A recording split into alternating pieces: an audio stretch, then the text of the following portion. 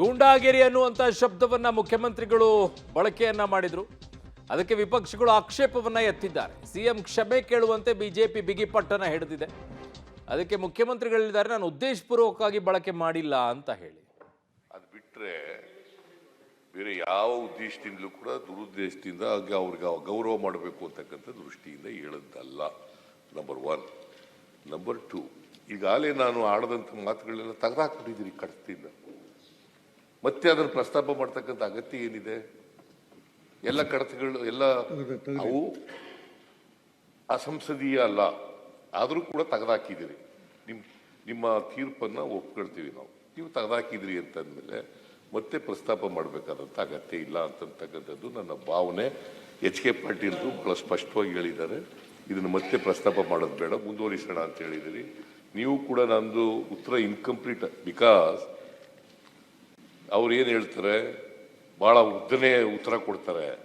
ಇದು ರಾಜ್ಯಪಾಲರ ಭಾಷಣ ಮೇಲೆ ಕೊಡ್ತಕ್ಕಂಥ ಉತ್ತರ ಅಲ್ಲ, ಬಜೆಟ್ ಮೇಲೆ ಕೊಡ್ತಕ್ಕಂಥ ಉತ್ತರ ಅಲ್ಲ ಅಂತಕ್ಕಂಥ ಮಾತುಗಳನ್ನು ಹೇಳ್ತಾರೆ. The question is like that. Elaborate ಆಗಿ ಉತ್ತರ ಕೊಡಬೇಕಾದಂಥ ಅಗತ್ಯ ಇದೆ, ಹಾಗಾಗಿ ಉತ್ತರ ಕೊಡ್ತಾ ಇದೆ ಎಲಾಬರೇಟ್. ಅದು ಬಿಟ್ಟರೆ ಬೇರೆ ಏನೂ ಅಲ್ಲ. ಆಮೇಲೆ ನಾನು ಸ್ವಲ್ಪ ಇರಿ, ಕೂತ್ಕೊಳ್ರಿ ಪ್ಲೀಸ್ ಕೂತ್ಕೊಳ್ಳಿ. ಇವರೇ ನಾರಾಯಣ ಸ್ವಾಮಿ ಕೂತ್ಕೊಳ್ರಿ ಪ್ಲೀಸ್.